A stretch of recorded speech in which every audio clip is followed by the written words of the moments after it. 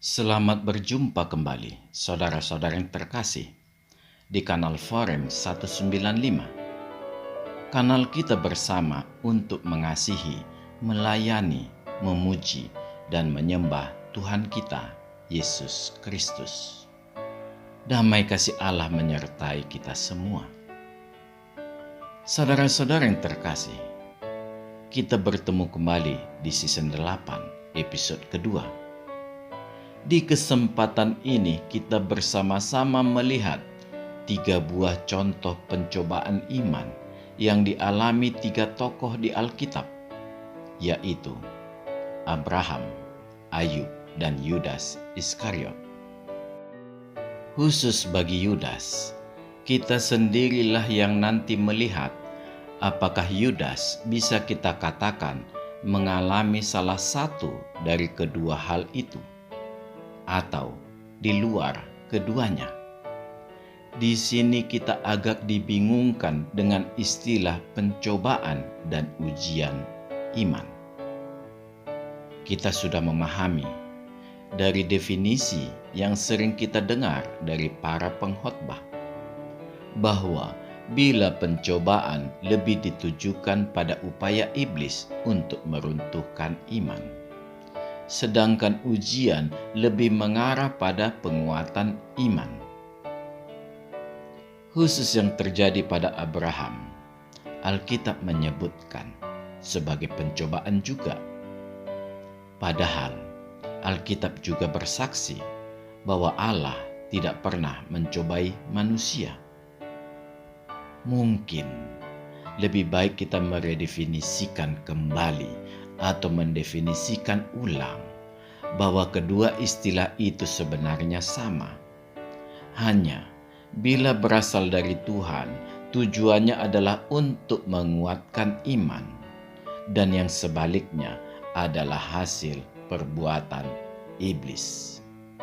Sekalipun demikian, kedua hal ini jangan pernah kita hadapi sendiri. Tetaplah kita memohon perlindungan Tuhan. Saudara-saudara yang terkasih, tipikal ketiga pencobaan ini sebenarnya berbeda, sekalipun konsekuensinya sama, yaitu tetap ada kemungkinan pada kejatuhan iman. Marilah kita melihatnya. Di kasus Abraham, tokoh yang mencobai adalah Allah sendiri. Di Ayub, dilakukan oleh iblis, sedangkan di Yudas, yang melakukan bukan Allah dan bukan iblis, tetapi memang secara mendasar Yudas Iskariot memiliki hati yang sudah jahat. Artinya, dia sudah merupakan antek iblis itu sendiri. Jadi, Yudas memang melakukannya secara mandiri, sekalipun iblis ada di belakang itu semua. Yang membedakan Yudas dengan iblis hanyalah di roh manusia yang dimiliki Yudas. Sehingga di saat terakhir setelah vonis salib Yesus Kristus dijatuhkan, dia merasa menyesal, sekalipun penyesalan itu tidak menolongnya, sehingga dia bunuh diri. Sedangkan iblis tidak akan pernah memiliki kesempatan untuk menyesal setelah memberontak di sorga.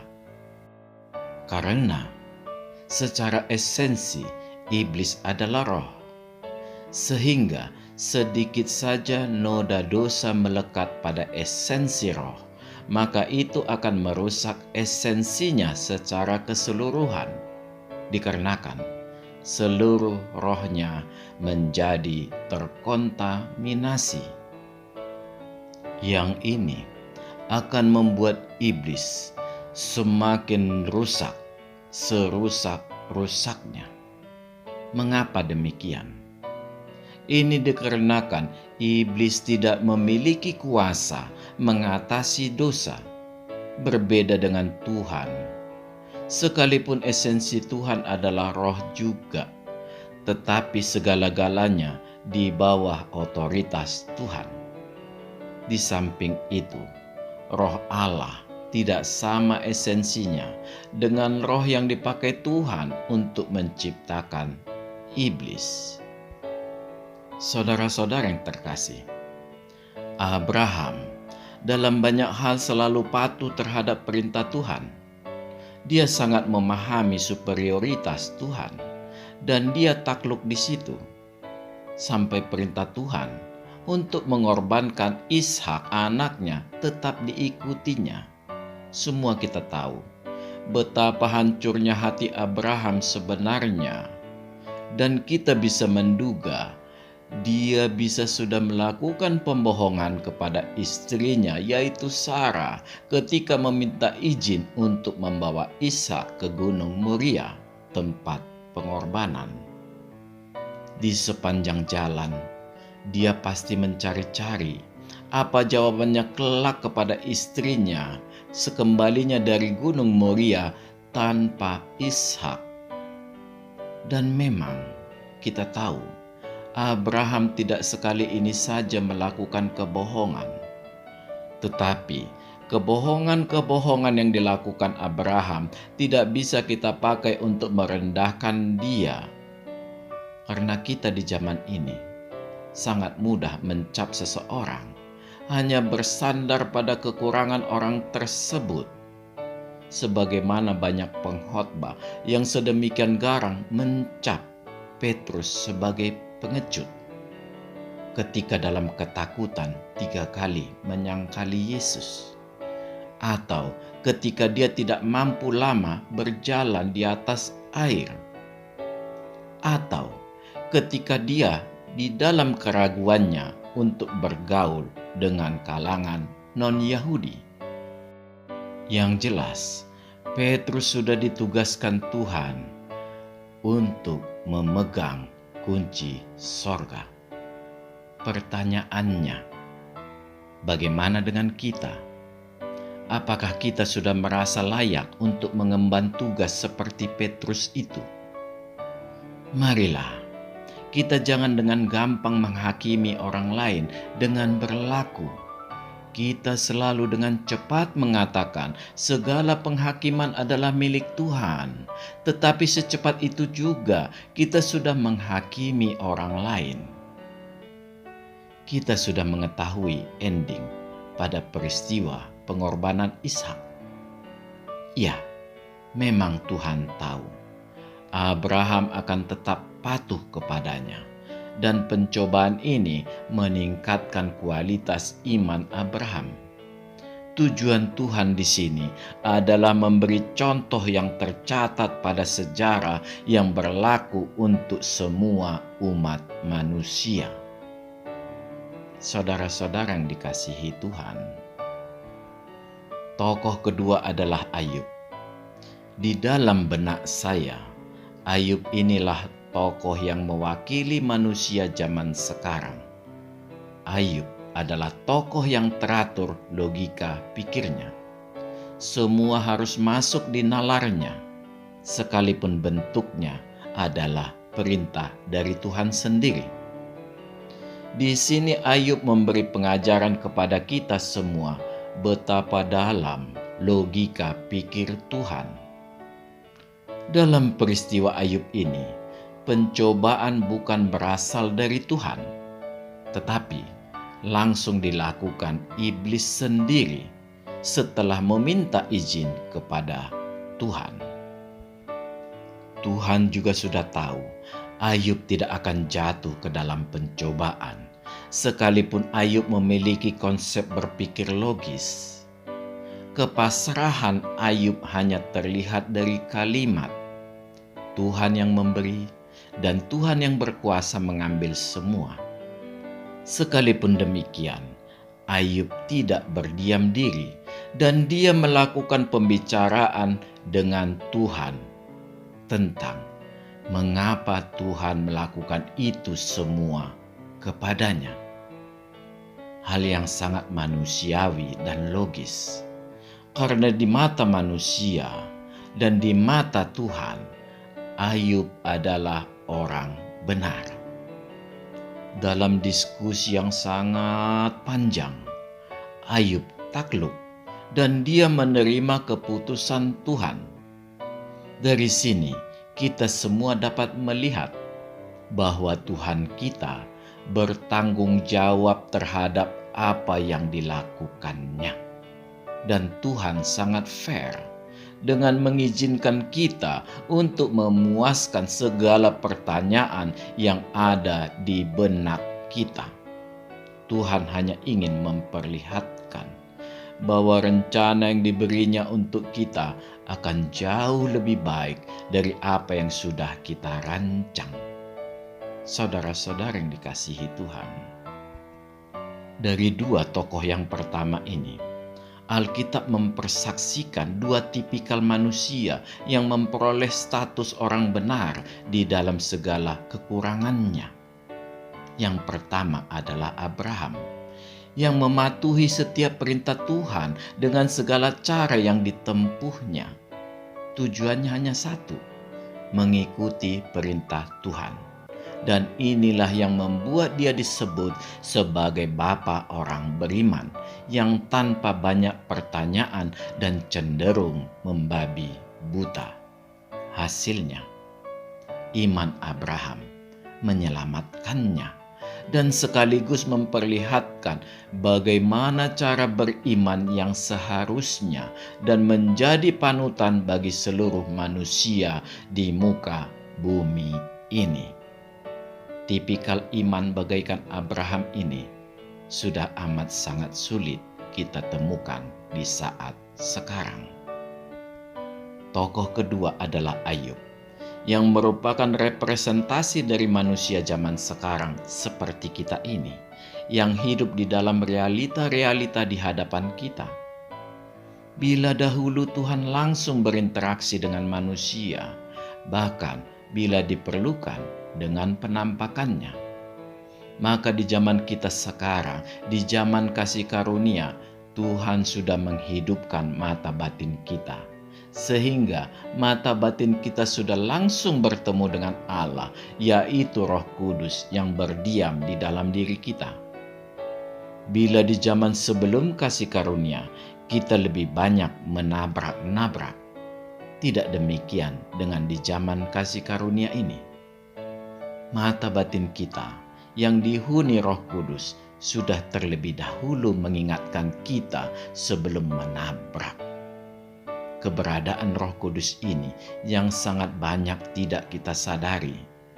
Mata kita justru mencari-cari posisi orang-orang pada saat akan melakukan dosa. Hati kita selalu was-was. Apakah ada yang melihat apa yang mau kita lakukan atau tidak?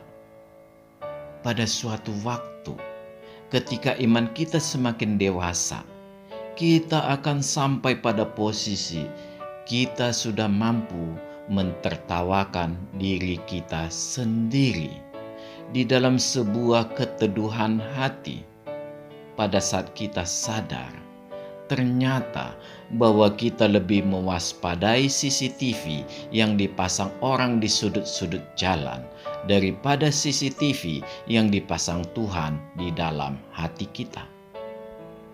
Tips kita hari ini, baiklah kita merenungkan Yakobus 4 ayat 17 yang dapat saudara renungkan di dalam hati sendiri nanti. Di hati. Ya, disinilah Tuhan menempatkan dirinya, yaitu di dalam hati Ayub. Inilah yang membuat Tuhan menyebut Ayub sebagai orang benar. Hatinya yang selalu benar itulah yang menyelamatkan Ayub. Dan indikasi ini dipersaksikan Alkitab bahwa dia selalu setia menguduskan semua anak-anaknya setiap mereka pulang dari berpesta. Saudara-saudara yang terkasih, tokoh yang ketiga adalah Yudas Iskariot. Tuhan juga mengetahui karakter salah satu muridnya ini. Karakter yang memang jahat. Mengapa Yudas tidak berubah, padahal mengikuti Tuhan terus-menerus? bahkan dipercaya sebagai bendahara di kalangan murid Tuhan. Tidak ada yang salah. Karena itu semua adalah jalan hidup yang dipilih Yudas Iskariot. Yudas juga memperoleh kesempatan yang sama seperti murid-murid Tuhan yang lain. Memperoleh pengajaran, melihat semua perbuatan kasih, dan juga sebagai saksi dengan melihat begitu banyak keajaiban yang dilakukan Yesus Kristus dan banyak lainnya lagi. Sekali lagi harus saya katakan, tidak ada yang salah. Yang berbeda adalah ke-11 murid yang lain mampu mengadopsi ajaran Tuhan dan melakukan transformasi batiniah. Dan transformasi batiniah ini disempurnakan Tuhan dengan menghembusi mereka semua dengan Roh Kudus. Ya, sebelum Tuhan naik ke sorga, Yesus Kristus menghembusi murid-muridnya dengan Roh Tuhan satu persatu. Sebagaimana kesaksian Alkitab di Yohanes 20 ayat 22. Peristiwa berkat berupa Roh Kudus ini terjadi lagi setelah 10 hari Yesus Kristus naik ke sorga pada peristiwa Pantekosta pertama.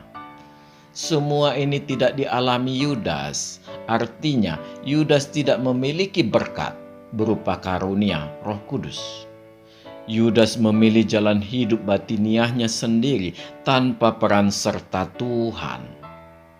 Jadi, memang tidak ada yang bisa dipersalahkan. Semua kembali kepada pilihan hidup. Dan Yudas Iskariot sudah memilih dengan bunuh diri. Saudara-saudara yang dikasihi Tuhan, Yudas setelah mendapat teguran Tuhan di perjamuan malam terakhir, langsung memperlihatkan diri bahwa di dalam dirinya tetaplah bersemayam iblis. Ini juga diketahui Tuhan. Karena itulah Tuhan menegur iblis yang berada di dalam diri Yudas agar segera melakukan rencananya. Dan kita semua juga sudah mengetahui endingnya ini, di mana Yudas diberitakan akhirnya menggantung diri, dan mungkin dikarenakan tali yang dipergunakannya tidak bisa bertahan lama, akhirnya dia jatuh ke tanah dengan isi perut terburai.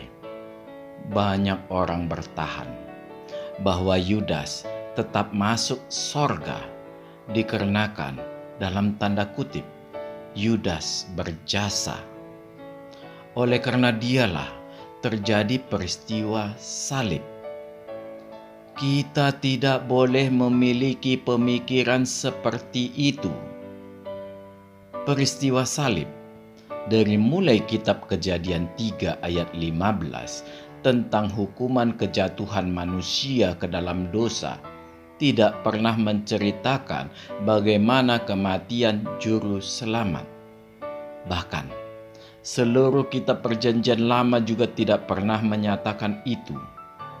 Peristiwa salib adalah peristiwa yang tercatat di Perjanjian Baru berdasarkan kesaksian banyak orang tentang bagaimana kematian Yesus Kristus dalam menyelamatkan dunia. Saya ulangi kembali, peristiwa penebusan dosa tidak tergantung kepada Yudas. Yang pasti Tuhan tahu bahwa Yudas tidak akan bisa bertobat, tetap sampai matinya akan di bawah pengaruh iblis. Oleh karena itu, di dalam kemahatauannya, Tuhan menyelipkan rencananya dengan cara kematian yang paling terkutuk pada saat itu. Itulah kematian yang kita kenal sebagai jalan salib. Jadi, khusus Yudas Iskariot, memang dia tidak pernah diperlihatkan meminta pertolongan Tuhan agar dia lepas dari iblis yang berada di dalam dirinya. Artinya, Yudas sadar ketika dia mencuri duit kas bendahara yang dia pegang, dan yang pastinya Sifatnya ini sudah sering ditegur para murid lainnya karena kelakuannya dalam hal mencuri ini tercatat di Alkitab. Ini memungkinkan juga ada kejahatan lain yang dilakukannya, dan ini berarti memang dia sangat akrab dengan iblis. Bahkan sampai dia mati memilih jalan yang disukai iblis. Saudara-saudara yang dikasihi Tuhan, bila saudara merasa berbeban berat, janganlah membiarkan dirimu hanyut di dalam permainan pikiranmu sendiri. Bila kita berada di posisi itu, sangat berbahaya, karena itu adalah celah yang bisa dimasuki iblis. Segera ambil Alkitab dan bertelutlah di kamarmu serta berdoa. Sebagaimana Ayub yang selalu berkomunikasi dengan Allah. Jangan lupa, kita juga punya hak yang sama berkomunikasi dengan Tuhan seperti yang dilakukan Ayub. Karena Tuhan itu adalah Bapa kita yang sudah berjanji akan melindungi kita. Dia bukanlah benda mati. Dia juga bukan monster. Sebaliknya lah, dia akan dengan lemah lembut menjawab setiap keluh kesah kita. Semua itu pasti dilakukannya karena Allah kita penuh kasih, dan Dia adalah kasih itu sendiri. Amin. Tuhan memberkati kita. Marilah kita masuk ke saat teduh sejenak.